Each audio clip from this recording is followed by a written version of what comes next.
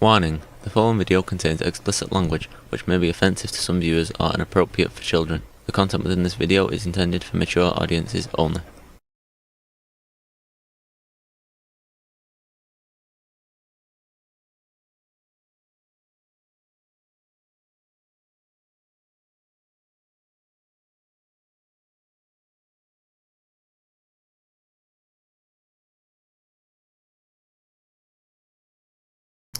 Hello and welcome back. We are going deeper into the world of Hunter S. Thompson and the Kingdom of Fear novel. So, buckle in, make sure you have appropriate libations, and let's go. Pissing against the side of a building.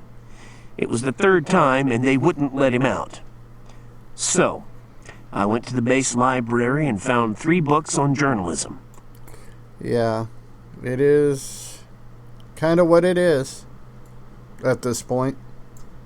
I stayed there reading until it closed. I learned about headlines, leads, who, when, what, where, that sort of thing. I barely slept that night. This was my ticket to ride. My ticket to get out of that damn place. Yeah, and it was definitely a good ticket. Made full expertise out of it. Or took full advantage of it. I think that's the phrase I was looking for. So, I started as an editor. I wrote long Grantland Rice type stories. The sports editor of my hometown Louisville Courier-Journal always had a column, left-hand side of the page. So, I started a column. By the second week, I had the whole thing down. I could work at night, I wore civilian clothes, worked off base, had no hours, but I worked constantly. I wrote not only for the base... Yeah, that's a good way to hone your skills. ...paper, but also the local paper, the Playground News. I put things in the local... Playground News, that is a very, very Florida title for a newspaper. ...local paper that I couldn't put in the base paper. Really inflammatory shit. I wrote for a professional wrestling newsletter. The Air Force got very angry about it. I was constantly... I could imagine so. ...doing things that violated regulations. I wrote a critical column about how Arthur Godfrey, who'd been invited to the base to be the master of ceremonies at a firepower demonstration, had been busted for shooting animals from the air in Alaska. The base commander told me, "Yeah, that's a good way to get into some trouble." "God damn it, son, why did you have to write about Arthur Godfrey that way?" When I left the Air Force, I knew I could get by as a journalist.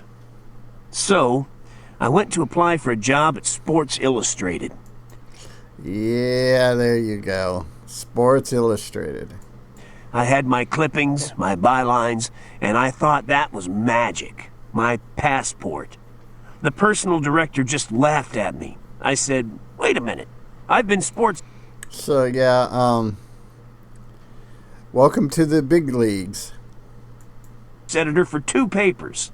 He told me that their writers were judged not by the work they'd done, but where they'd done it. He said, "Our writers are all Pulitzer Prize winners from the New York Times. This is a hell of a place for you to start. Go out into the boondocks and improve yourself." Well, yeah, at that particular time in history, Sports Illustrated had that kind of clout to it.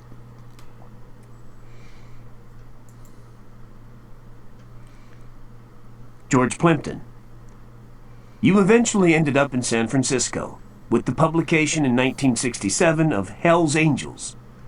Your life must have taken an upward spin. Hunter S. Thompson. I don't know. All the stuff, the documentaries I've seen on Hunter S. Thompson and his making of the Hells Angels, yeah, that is not an experience that I would want in my wheelhouse, but, you know, it is an adventure, to say the least. All of a sudden, I had a book out. At the time, I was 29 years old and couldn't even get a job driving a cab in San Francisco, much less writing. That's hilarious if you think about it. Sure, I'd written important articles for The Nation and The Observer, but only a few good journalists really knew my byline. The book enabled me to buy a brand new BSA G50 Lightning.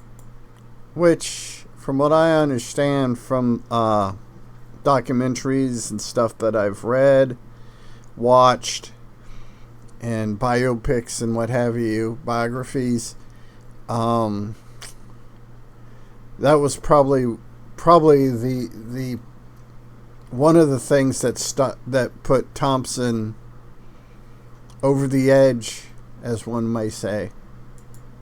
It validated everything I'd been working toward. If Hell's Angels hadn't happened, I never would have been able to write Fear and Loathing in Las Vegas, or He's got a very valid point there. Anything else. To be able to earn a living as a freelance writer in this country is damned hard. There are very few people who can do that.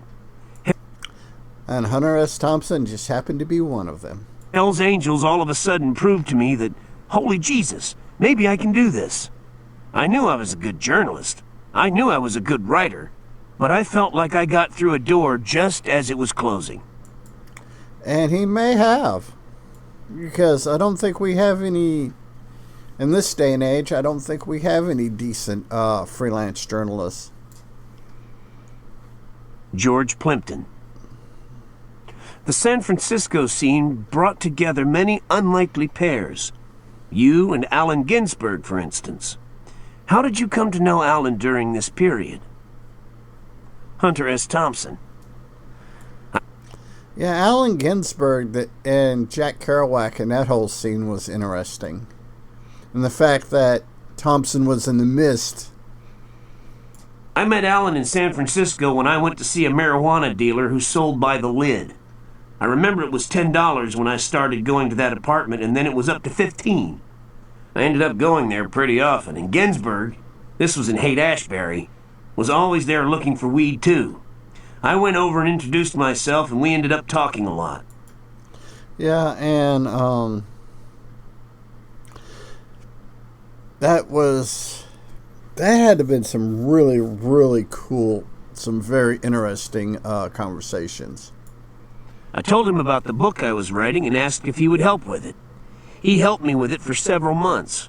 That's how he got to know the Hells Angels. That's kind of cool. That Ginsberg did that.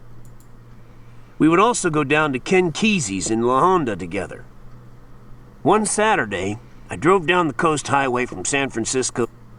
Yeah, Ken Kesey, that is a historical person to look up and read about. Very fascinating individual. Him, Timmy Leary, Ram Dass, the McKenna brothers. To La Honda, and I took Juan, my 2-year-old son, with me. There was this magnificent crossbreeding of people there. Allen was there, the Hells Angels, and the cops were there too. Always the cop. The cops and Hells Angels probably mix like oil and water. Or actually grease fire and water. Prevent a Hells Angels riot. 7 or 8 cop cars. Kesey's house was across the creek from the road. Sort of a 2-lane blacktop country compound, which was a weird place. Well, yeah, Kesey was an interesting person. So, yeah, if you do a lot of reading into Kesey, you'll find out that this weird place is very much Kesey. For one thing, huge speakers were mounted everywhere in all the trees, and some were mounted across the road on wires, so to be on the road was to be in this horrible vortex of sound, this pounding. You could barely hear yourself think. Yeah, sounds like if you're in your 20s or 30s, that could be a fun place, but anything older than about 32, 33, I imagine is pain in the ass. Rock and roll at the highest amps. That day, even before the Angels got there, the cops began arresting anyone who left the compound. I was by the house. Juan was sleeping peacefully in the back seat of the car. And, well, late 60s, drugs, cops, that had a penchant for wanting to knock people in the head with nightsticks. It got to be outrageous. The cops were popping people. You could see them about 100 yards away. But then they would bust somebody very flagrantly, so Alan said, "You know, we've got to do something about this."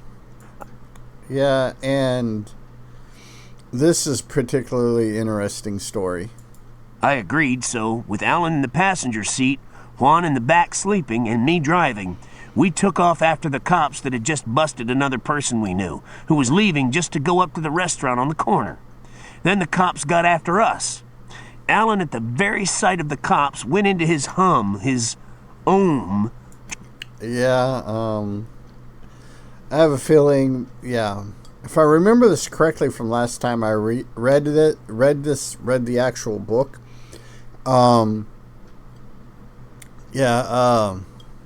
Ginsburg gave the cops some headaches. Trying to hum them off. I was talking to them like a journalist would. "What's going on here, officer?" Alan's humming was supposed to be a Buddhist barrier against the bad vibes the cops were producing, and he was doing it very loudly. I imagine that the cops didn't enjoy that any bit at all. Refusing to speak to them, just home, home. That I would have loved to have been a fly on the roof of the car at that point. Home. I had to explain to the cops who he was and why he was doing this. The cops looked into the back seat and said, "What is that back there, a child?" And I said, "Oh, yeah, that's my son." Yeah, I imagine at that particular time that whole thing went over like a lead fart in church. With Alan still going, home, we were let go. He was a reasonable cop, I guess. Checking out a poet, a journalist, and a child. Never did figure Ginsburg out, though. It was like the humming of a bee. It was one of the weirdest scenes I've ever been through, but almost every scene with Alan was weird in some way. Well, yeah, it's that time period. I imagine if anybody was to sit back in their 40s or 50s, or even as old, Thompson was in, his late 50s, early 60s when he wrote this book. So yeah, I mean, if you go back that far, looking into what you did in your 20s and stuff, I imagine if I was to do that now and sit down and go back and look at it and realize how, compared to the norms of today, how that 30 years ago must have been weird as hell. So with that, we'll go ahead and call this good for today. Everyone take care, be a good human, and be good to other humans. Peace. Hey, it's 10 p.m. Do you know where your children are?